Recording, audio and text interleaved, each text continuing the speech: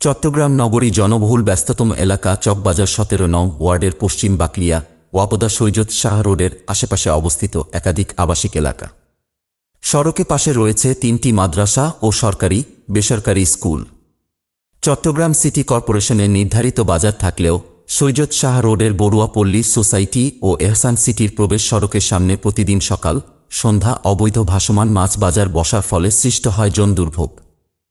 স্থানীয় এলাকাবাসী ও সড়কের পাশের দোকানদারদের অভিযোগ, প্রশাসনের কিছু অসাধু সদস্য ও সরকারদলীয় স্থানীয় নেতা পরিচয়ে কতিপয় ব্যক্তির আশ্রয়প্রশ্রয়ে বসে সড়কে মাছ বাজার।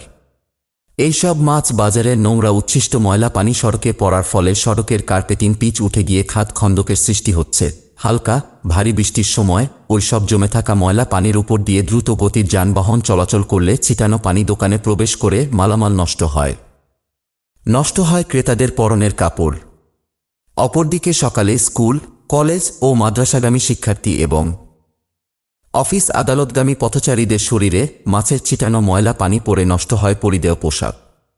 এইসব ভোগান্তির বিষয়ে চট্টগ্রাম সিটি কর্পোরেশনের সংশ্লিষ্ট কর্মকর্তাদের ফোনে হোয়াটসঅ্যাপে সচিত্র জানিয়েও কোনো প্রতিকার পাওয়া যাচ্ছে না। স্থানীয় এলাকাবাসী সচেতন মহলও এই সব অনিয়ম থেকে মুক্তি পেতে যথাযথ কর্তৃপক্ষের হস্তক্ষেপ কামনা করেছেন। চট্টগ্রাম প্রতিনিধি ইসমাইল ইমনের পাঠানো তথ্যচিত্রে ডেস্ক রিপোর্ট মিশন 90।